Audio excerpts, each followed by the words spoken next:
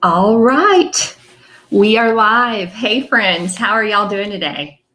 So if you're catching this live and you hop on, say hey, let me know where you're from, shoot me an emoji, let me know that you're out there watching.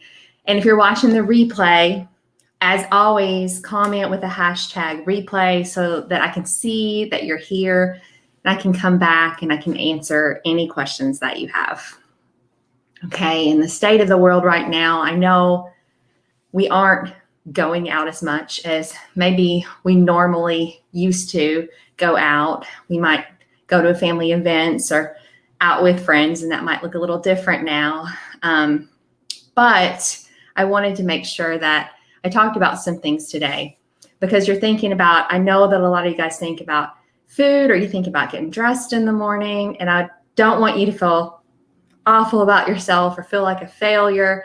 I know some of you guys tell me you try harder, and the harder you try, it gets harder to maintain your weight. And why could you do it before, but you can't do it now? So today, let's talk about ways that you're literally teaching your body to literally store fat. Okay, so if you're with me, say hey so I can see you're out there. Thanks for joining me. I've done this with women, you guys, from all over the world that have gone through this now. Sometimes for like 40 or 50 years, they've gone through this struggle that I'm talking about. And they come to me after working with me through a process, and they're able to find food freedom. So I'm really excited that you guys are on here. And I want to talk to you guys today about this topic because, y'all, it's a doozy. And it's so good. So I want to just go ahead and dive in with you guys that are joining me because we're going to talk about why you're teaching your body to store fat. So why are you teaching your body to store fat if you want to lose weight? Guys, this is something I hear all the time. I want to lose weight, or I have to lose weight from my constant binging, or my health. It's important for my health. I need to lose weight. Or it's an emergency now. I can never live the life that I want. I can't be comfortable in my own skin. I can't be active with my kids or with my grandkids. Okay, I hear you. I know the world that we live in, you guys. And I know that food, it might be the forefront of your mind and the most important thing you think about when you think about weight loss. I hear women say, if I could just lose weight, if I could just lose the weight, then I could move on and then I could take care of my health. I hear, then I could heal my relationship with food.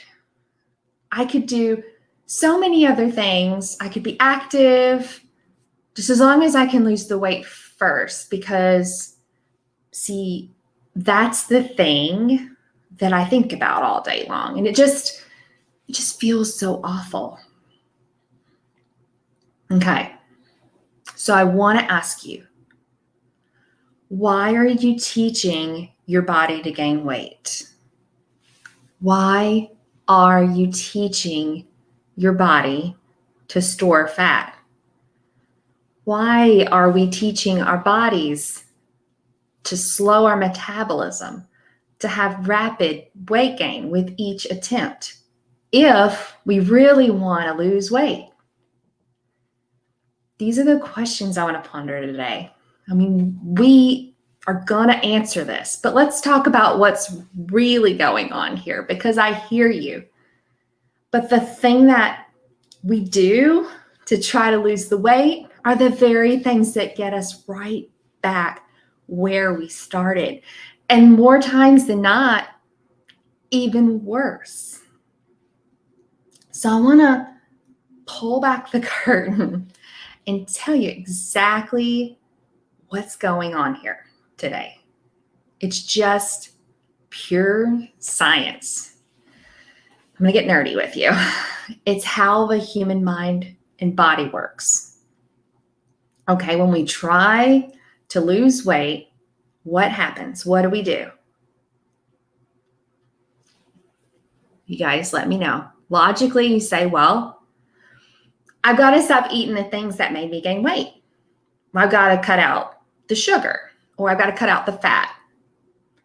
If you were that woman and you're with me and you were in the early 80s or 90s and you remember cutting out all the fat because fat was the devil and sugar and carbs were awesome. No one talked about those. But you had to cut out all the fats. Okay. And then in the 80s, what happened? People got bigger and bigger and bigger. And then there was this obesity epidemic. And there was this, it's fat is bad. Okay. So now we have to cut out all the sugar. Okay. So whatever the world wants, whatever diet culture is feeding us, pun intended, it just goes right back to the same thing. Okay, well, how do we lose weight? My biggest question that I get from people. And they say, well, we've got to cut something out. We have to restrict something. We have to eat fewer food groups. That's right. We got to just cut some things out. Or we got to exercise more. We got to do something about it. You guys feeling me? This comes from a really understandable place. And if you have a problem, it's normal to want to get into action, want to fix it. If you're feeling miserable, I know you want to feel some relief. It's natural and it's human to want to have relief from this thing that's hurting you. It's natural to want to fix the problem, get out of your pain. If all the weight gain and you feeling so uncomfortable in your skin is causing you pain, you want to do something about it. And I get it. So let me know what you think about that. But let's talk about why we're taking the wrong approach to losing weight. We say, all right, well, we got to cut something out. Okay, so we're going to go on a diet. Okay, hang with me because I want to go through this with you guys. That's the way to do it.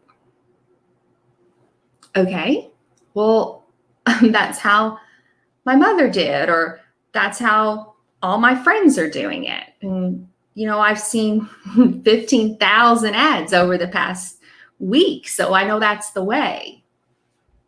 Okay. How can so many people be saying this is the way, right? If it's not.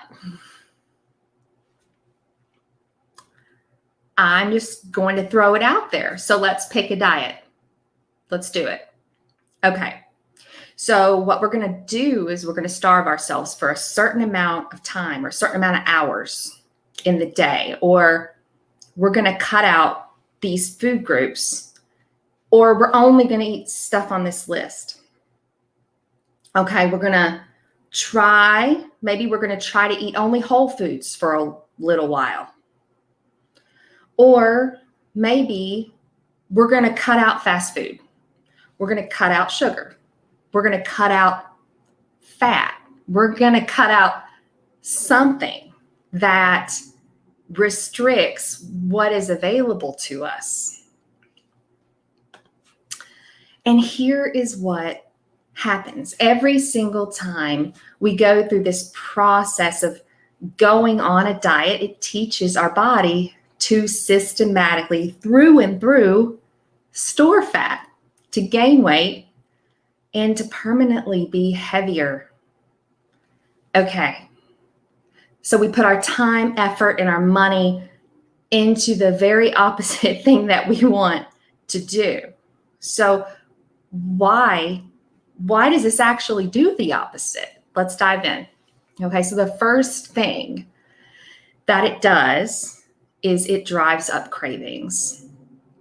So dieting, it inherently, it basically, it tells us we need to eat at a certain time or a certain amount of something, or whenever we cut something out, this is the natural way that our brain works when it comes to like survival with food. It's like, okay, well, I can't have sugar anymore. So if this is you, what's the very thing that you're craving? Tell me this. The day before you begin a diet to not have sugar for a whole year, let's say this, what are you doing the night before the diet? Are you just super chill and you're going to sit down at dinner and you're going to have a big old salad? No, you are going to have a huge sugar craving, more than what you would have. So it actually drives up cravings, and it makes it even more difficult to be around food and to not binge, because it drives up cravings for the very thing that we're cutting out. And guess what? In the 80s and the 90s, and people were cutting out fat, guess what people were eating? People were eating fat, you guys, and lots of it. And now, current day, we're all cutting out sugar, and fat's fine. Fat's good. What are we binging on? Sugar. It's the thing that we cut out. So it's what we're craving, and it's what we're eating more of. It's what we're binging on. It's what we're out of control with. The other thing that happens is it pushes up our set point weight. Okay, this is where this phenomenon of losing weight and gaining it back plus some. Okay, the plus some is the key here, because you aren't yo-yoing with the same few pounds for very long. You might be on this train for a little bit, but after a while you gain it back plus some. We go through this in one of my workshops. Okay, because every time that you restrict through dieting, your weight goes down. And what happens is it's telling your body, it's signaling your body to your brain that it's literally a biological response of, well, this person is starving themselves. Food is not readily available. So it's telling your brain, okay, it needs more of that permanently because it's in a famine. This body that you're in is in a famine every summer and every January. So the body says, this person needs to be bigger. We need to store fat. And that's why your body gains fat plus some with every diet. So you're teaching your body a lesson on how to be larger and larger. Okay, so it dries up your cravings, it pushes up your set point weight, and it messes with your hunger and your fullness signals. Okay, you can eat to the point where you're physically sick and you still feel hungry. And you say, God, oh man, I mean, have you ever had this feeling that you could never be satisfied? You eat and you eat and you eat, and it doesn't matter how many sugar-free yogurts, how many frozen grapes, or how many pretzels. You could have the whole bag and you feel like you could eat 10 more bags. Does it sound familiar? So you're going around the kitchen and you're trying to search for, okay, what is going to satisfy this? Why do I still feel so hungry? Or maybe you're like, why do I have such a strong drive to eat? Tell me if you can relate to this.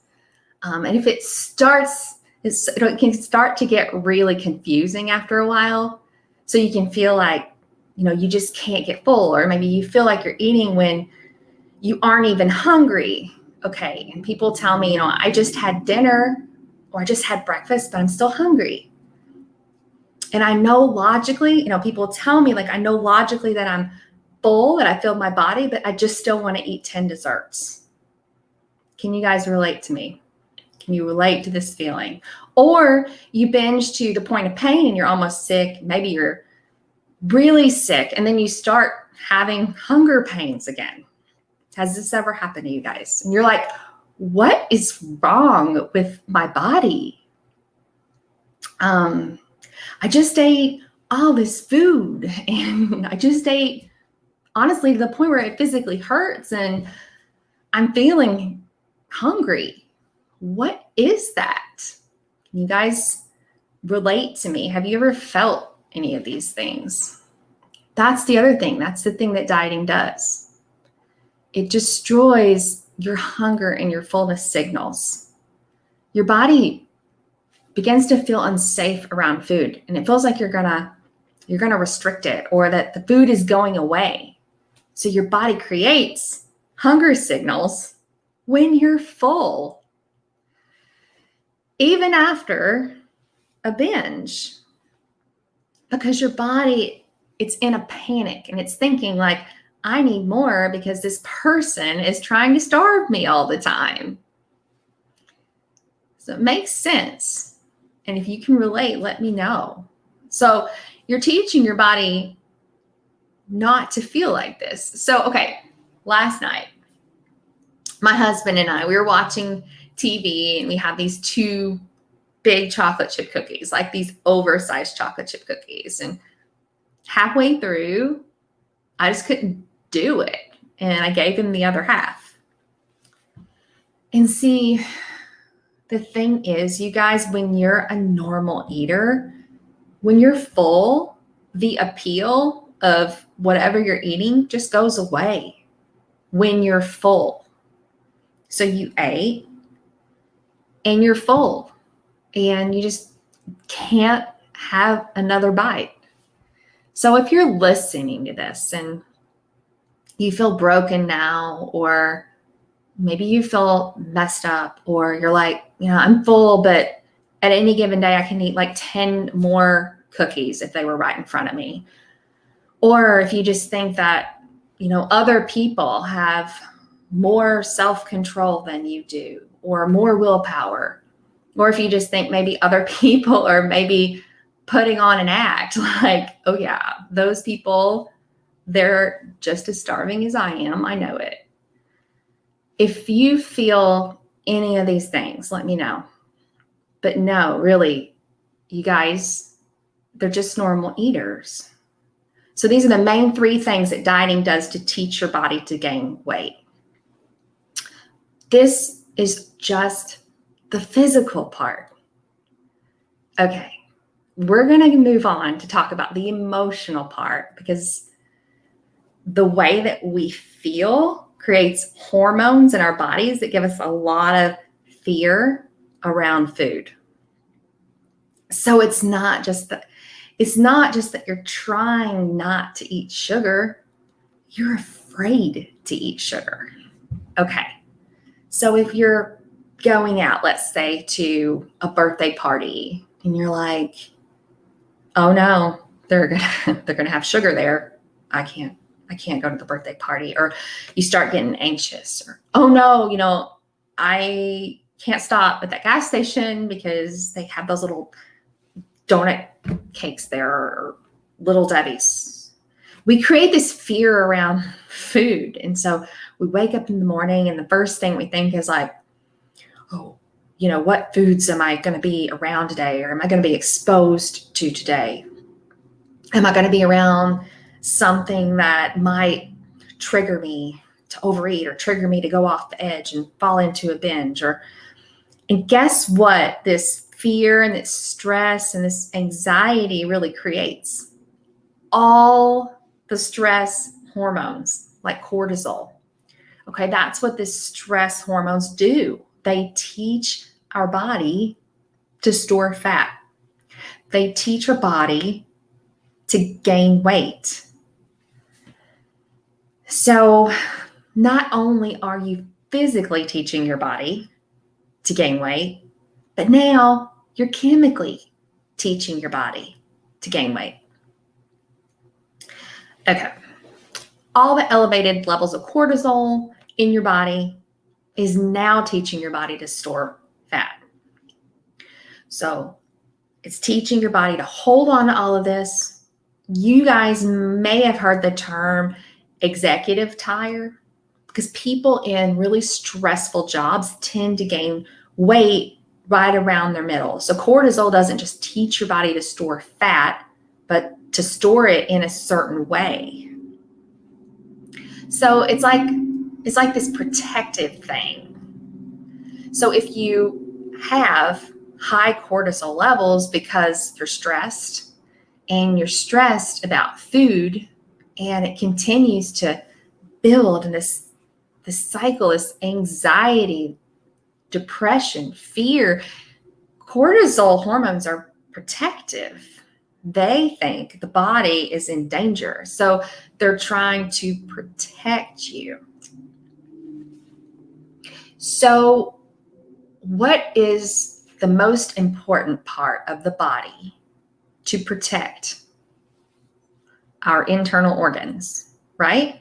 Our intestines, our stomach, our kidneys, right around our belly where all those important body parts are.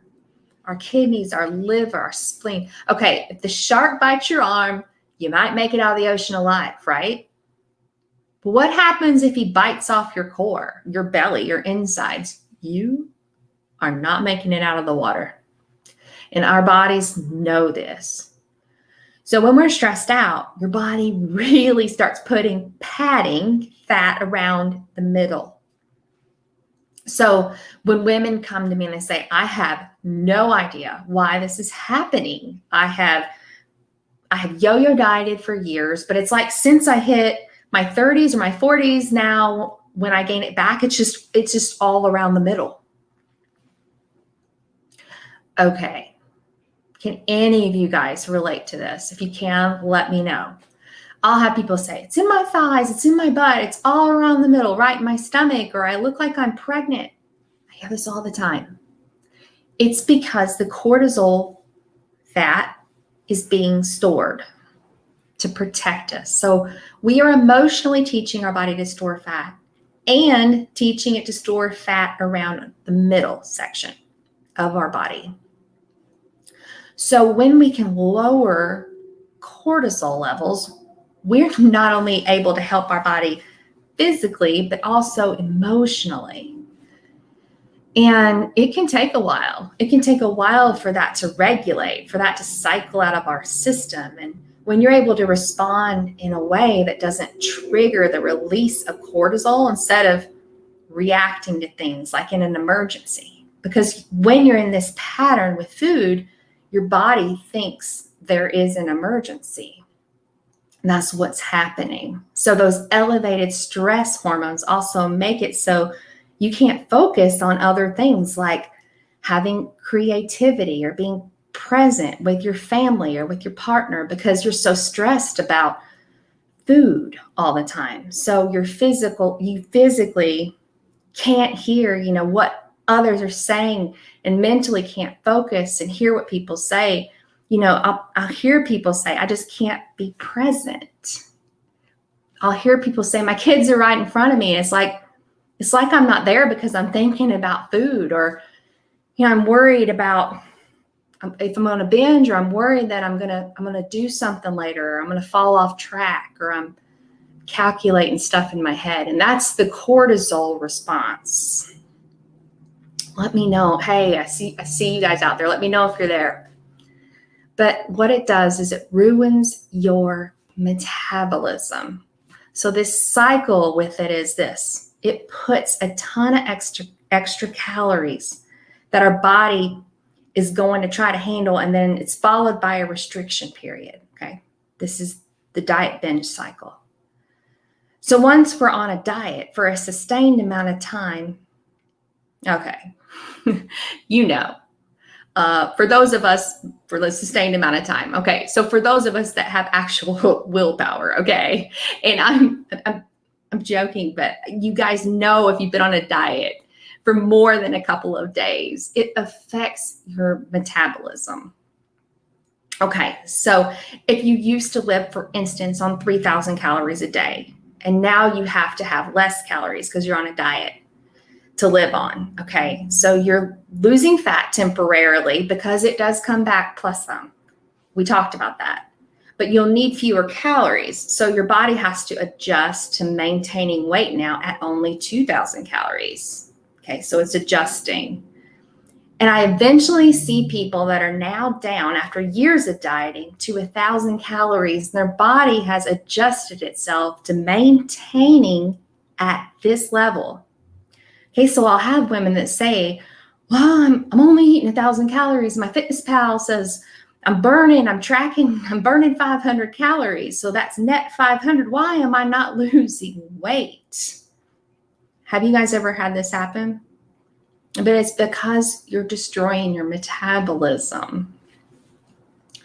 So that stoking fire that burns the calories, that uses them as fuel, is like, hell no, we're going to store this. We're going to sit tight right here. This person is doing this to us all the time. So your body's like, it's not okay. We're going to make it so this person survives on 500 calories. Yes. Y'all, our body it's amazing and it loves us. You guys, our body loves us so much that it wants us to survive. And it loves us so much that it literally is preventing you from killing yourself from dieting. I want to say that again. Your body loves you so much, it's trying to prevent you from killing yourself from this cycle. Yet it happens over and over again because we muscle through it, right? One more time. And here's the thing that happens. Your insulin pump gets totally worn out because every time we binge, our body has to handle all those extra calories, and eventually it gets worn out, and that leads to diabetes. Because people die every day from diabetes. They go into diabetic comas, they lose arms, they lose legs. I've been in healthcare for years. I've seen the damage, all from the sake of dieting. Okay, maybe not all, but diets do affect us. But I'll hear people say that, it'll work this time, but it never has before. And what makes you think this time is going to be different? Well, they'll tell me it's a lifestyle. It's not true. So what happens is it's ruining your metabolism. I have so many women that turn to me, and the thing that they used to do that worked for them when they were dieting suddenly broke. And maybe they're like, well, okay, well, I can always go back and like intermittent fast and drop some weight, get the weight off. That's always worked. Okay. Or they'll tell me like, well, I can go back to Weight Watchers because that's always worked over the last 20 years. Or they'll say, I can always go back to this or this or this. And then all of a sudden, it's not working anymore. If you guys ever experience this, let me know. So if you aren't losing weight anymore, it's because your metabolism is done, like D-O-N-E. Put a fork in it, it's done. And that's when we start rapidly gaining weight. So I've seen women gaining like 10 pounds a week, doing what has always worked, restricting, exercising, falling off the wagon, restricting, exercising, falling off the wagon. And it's worked for them for so long, but now they're gaining weight. 10 pounds a week. This is how rapidly people gain back weight, 100 pounds. And they're like, how'd this happen? Because there's a lot here in our bodies to protect us. And we're teaching our body to store fat. We're teaching our body to be sick and to not have a metabolism anymore. And there's just only so much that our bodies can do. But when you're really determined and you're willing to do whatever it takes to lose those last 5 pounds, including surgery, your body can only take so much. And it will catch up to you at some point. I'll hear people say, oh, no, but I'm healthy. My blood work's great. And you guys, you can wait. But if you don't have diabetes now from the weight cycling, the off and on, it will happen. If you haven't had the weight gain yet, it will happen. You're teaching your body to store weight, to gain weight, to hold on to the weight. We're teaching our body this with every diet that we go on.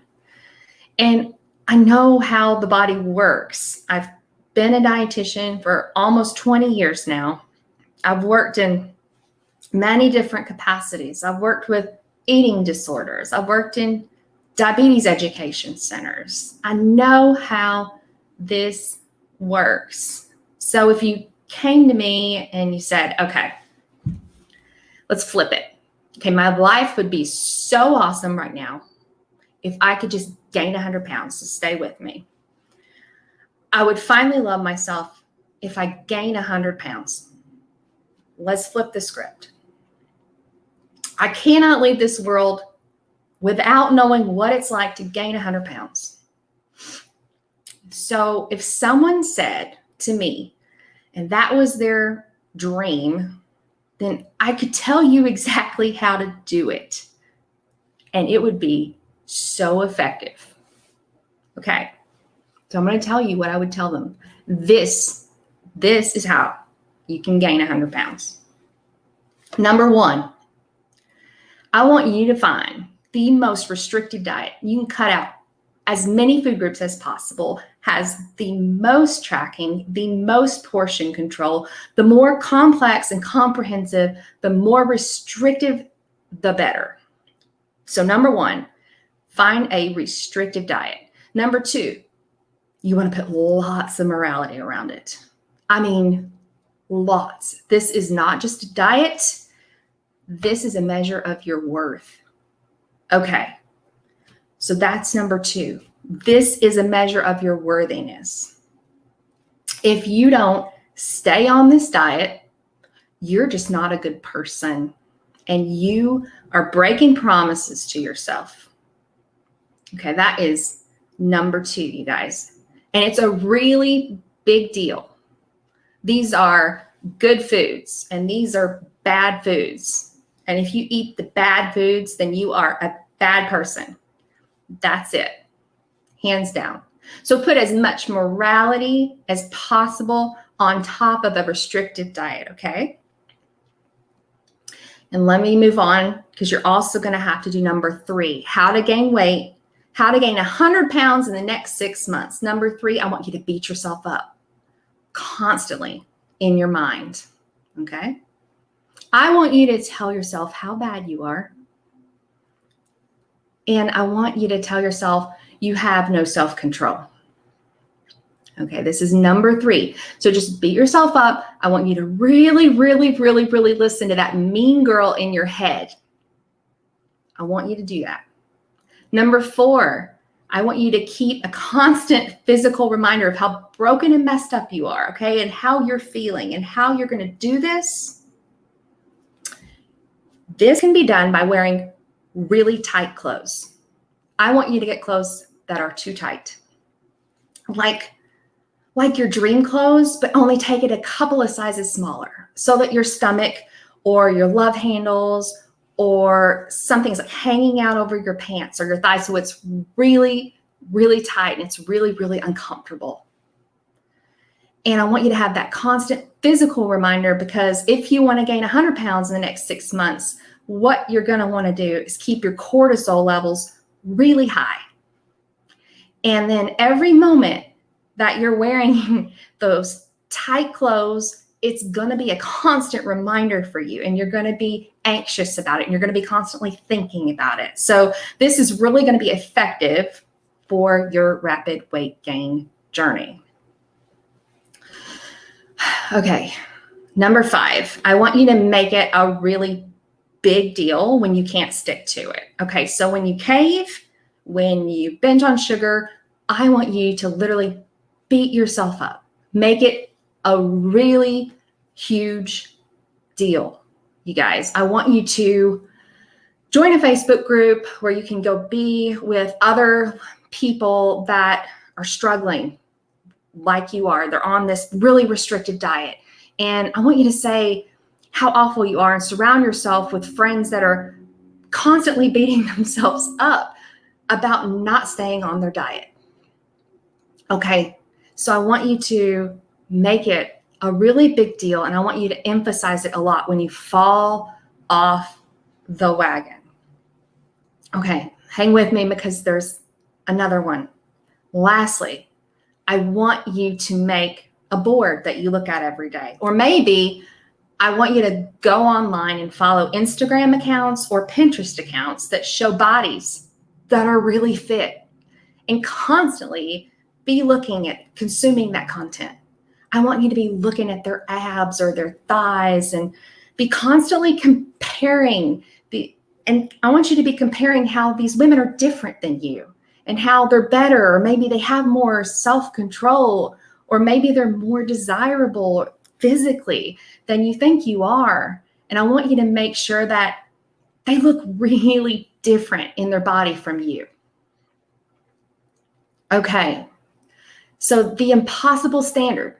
I mean, I want you to, no matter how hard you try, these are the type of people that you're never going to be 20 years younger. You're not going to see your abs lines from a mile away. I want you to go to the extreme with this one. Okay, and with all of these things in place, you will have the best chance of gaining 100 pounds in the next 60 months. 6 months. You can do this, you guys. This is the recipe. Okay, bizarre. First of all, right? That these are the very things that diet culture is telling us to do. Wait, to lose weight? To have self-control? Do you see what's messed up here? What's totally wrong with this picture? It doesn't work. And it's the exact opposite.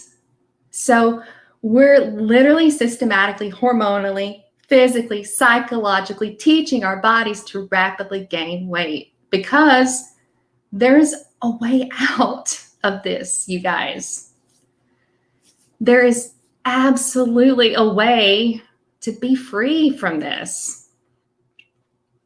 And we have to ask ourselves, why do we do this thing over and over and over and over again when it doesn't work? Even if you don't know all the science behind it, okay? We do an experiment in day 1 of the Ditching the Diet Together blueprint that looks at our personal diet history with diets over our lifetime.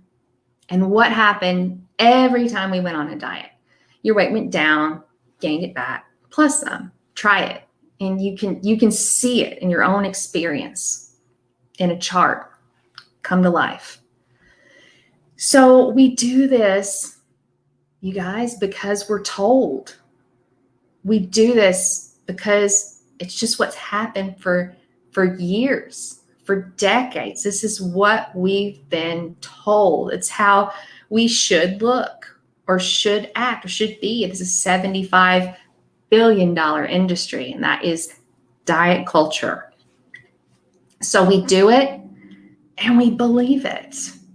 And we build trust with the messages that we hear and we see over and over and over and over again every single day.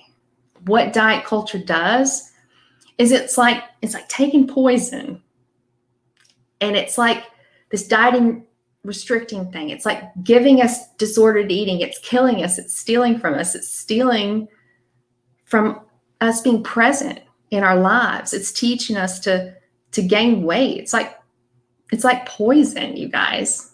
And then we say, wait, help me. So we go to diet culture. I need a solution and I need help. The diet industry says, awesome. Well, I'm going to take this bottle of poison and I'm going to put a different label on it this time. Here you go. And you start doing this and all your friends are doing it and it costs more. And now we're like drinking the poison. Okay. Can you relate to this? And then we're like, what's wrong with me? I'm getting sick but I'm taking the poison. Okay. So it's not working. Well, there must be something wrong with me, right? What's wrong with me? What did I do?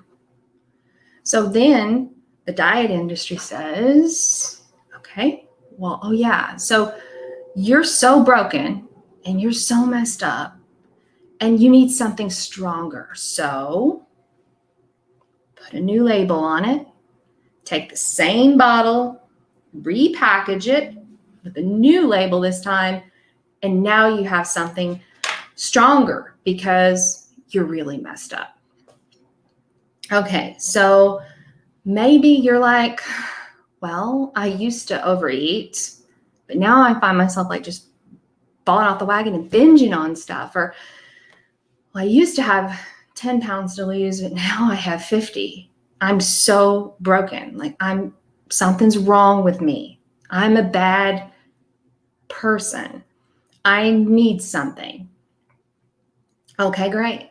And then diet culture does it again, and they do it again. And the simple solution is, number one, if you want to lose weight, stop doing the thing. Just stop doing that thing that is making you gain weight. And that is teaching your body to store fat. That is one of the most effective things that you can do. And you can do today. So, like, I hear people say, okay, say you need house repairs. You're not going to throw rocks through the window. Say, I need a relationship. Stop stabbing all your dates. Right? Like, stop doing the damage.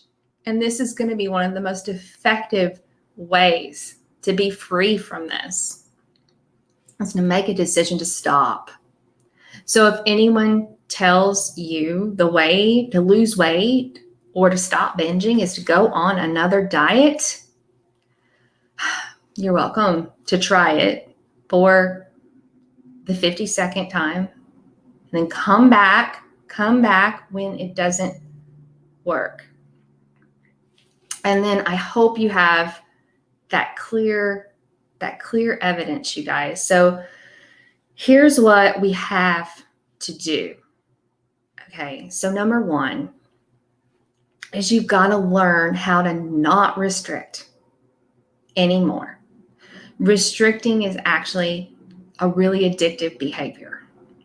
And I work with women and give them a way to end this urge to binge in the moment, to give themselves permission to allow themselves to have all foods have equal playing ground. None has more power over the other. And how to end the binge cycle. And by doing this, we stay present. We tap into our body and what it wants and what it needs. We learn a lot about diet culture. So this urge will start to melt away over time, and then you'll learn how to stop. And eventually the urges will stop coming back. And when this is over,